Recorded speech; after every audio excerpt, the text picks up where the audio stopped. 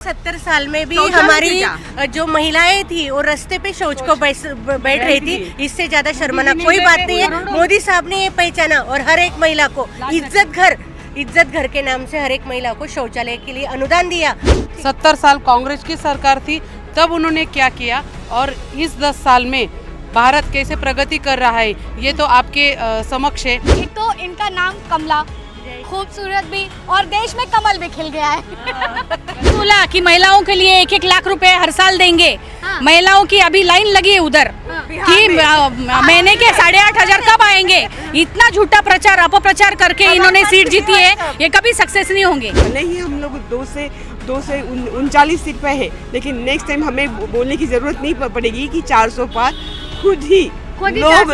खुद लोग इसके उनके सपोर्ट में आ जाएंगे। बीते दिन जिस तरीके से प्रधानमंत्री ने तीसरे कार्यकाल की शपथ ले ली है, लेकिन उसके बीच में जो महिलाओं में उत्साह है और खास करके बीजेपी कार्यकर्ता महिलाओं ने जो मेरे साथ नासिक से यहाँ पर आई हुई हैं दिल्ली में, और ये मुझे मिली तो मैंने कहा इनसे चर्चा करते हैं और जानते हैं कि किस तरीके से इस बार जो तीसरा कार्यकाल है उसको कैसे देख पा रही हैं और क्या कुछ उत्साह उनके अंदर देखा जा रहा है।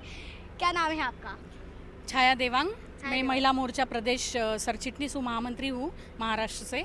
और कल हम दिल्ली में हमारे आदरणीय पंतप्रधान नरेंद्र जी मोदी, इनकी तीसरी टर्म का जो प्रधानमंत्री की शपथ उन्होंने ली, इस शपथ विधि के प्रोग्राम के लिए आए थे और बड़े उत्साह से हमने ये कार्यक्रम अटेंड किया। और इतना उत्साह हमारे महाराष्ट्र के सभी कार्यकर्ता कल उपस्थित थे।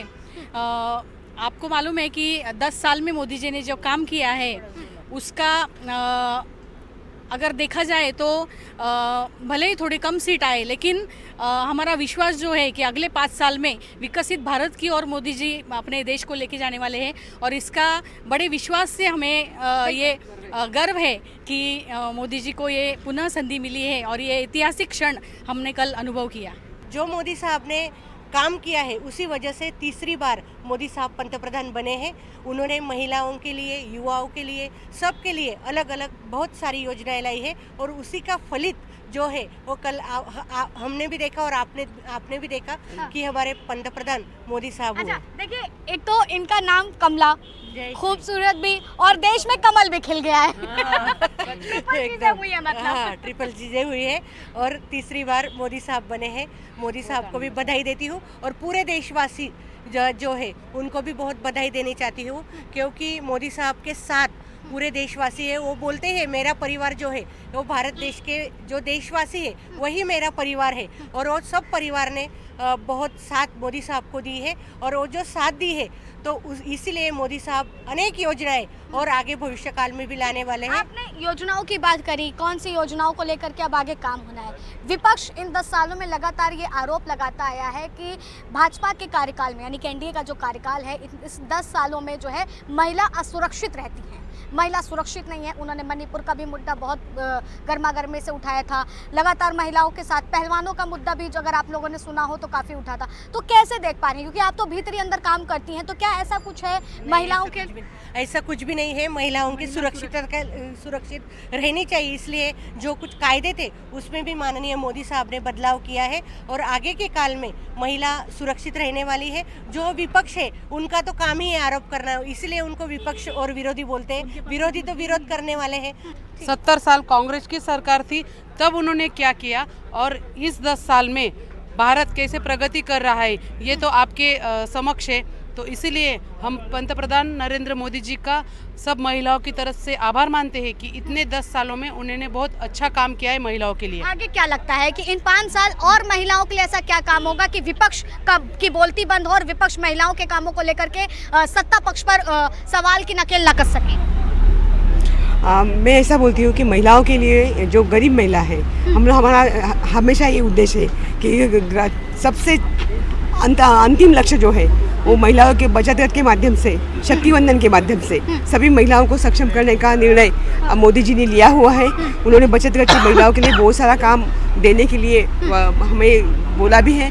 हम ऐसा बोलते हैं कि नेहरू जी के बाद मोदी जी दूसरे पंतप्रधान हैं जिन्होंने तीसरी टाइम शपथ ली है। तो हमें बहुत सब देशवासियों को और हमारे कार्यकर्ताओं को पूरी अपेक्षा है कि हमारे ये 5 साल जोरों शोरों से अच्छे भारत के लिए, विकसित भारत के लिए उपयोगी होंगे। क्योंकि अभी भले ही हम लोग 2 से 39 सीट पे है, लेकिन नेक्स्ट टाइम हमें बोलने की ज़रूरत नहीं पड़ेगी कि 400 पार खुद ही लोग इसके उनके सपोर्ट में आ जाएंगे। लेकिन पूरा क्या लगता विश्वास है कि इतनी सीटों का कम होना कहीं ना कहीं युवाओं का मुद्दा, बेरोजगारी का मुद्दा, क्या विपक्ष इसको मजबूती से रख पाया? नहीं, उन्होंने बहुत झूठा प्रचार किया है।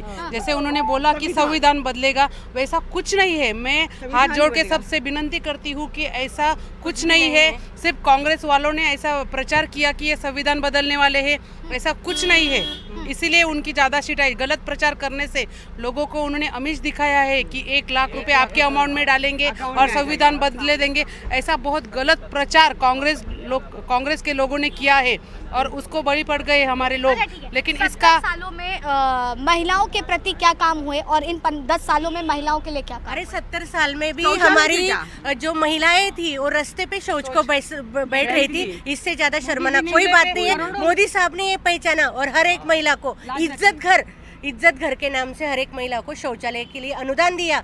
पंतप्रधान आवास योजना जो है उसका जो घरकुल है, आज भी आपने देखा होगा पदग्रहण 2 करोड़ लोगों के लिए अभी पदग्रहण जो किया मोदी साहब ने। सफल हुई उज्ज्वला गैस योजना? उज्ज्वला गैस योजना हर घर में, ग्रामीण भाग में महिलाएं लकड़ी लेकर, करोड़ों महिला लकड़ी का यूज करके ये खाना बनाती थी। लेकिन अभी उज्ज्वला गैस योजना के हर घर में गैस पे महिलाएं खाना बनाती है। कांग्रेस ने गलत प्रचार किया है। हिंदू, मुस्लिम, सिख, ईसाई, हम है सब भाई भाई। ने बोला कि महिलाओं के लिए 1-1 लाख रुपए हर साल देंगे।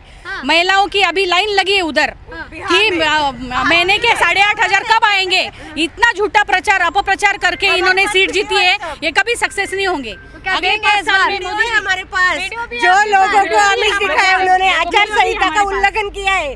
ऐसे काम उन्होंने करके लोगों के पास झूठा प्रचार किया है। सर्वसाधारण महिला है, उनको अगर आमिष दी है कि आपके अकाउंट में 1-1 लाख रुपए आ जाएंगे, ऐसा खोटा प्रचार किया है राहुल गांधी और कांग्रेस सरकार ने। तो महिलाओं में उत्साह और उत्साह के साथ अगर कहा जाए तो राजनीति में एक घर के किचन से लेकर के राजनीति में एक अहम भूमिका जो है महिलाओं की रहती है। क्योंकि कहते हैं महिलाओं के पास जो होती है सबसे अच्छी परख होती है खाने के लिए। क्या स्वाद उसमें आना चाहिए, किन मसालों का टेस्ट होना चाहिए और राजनेताओं का किस तरीके से टेस्ट होना चाहिए जो भारत के विकास के लिए आगे बढ़े। तो फिलहाल महिलाओं का क्या कुछ कहना आपके सामने है। उत्साह है लोगों में, नासिक से आई हैं। अब देखना यह है कि आगे क्या कुछ इन 5 साल काम होने वाला है।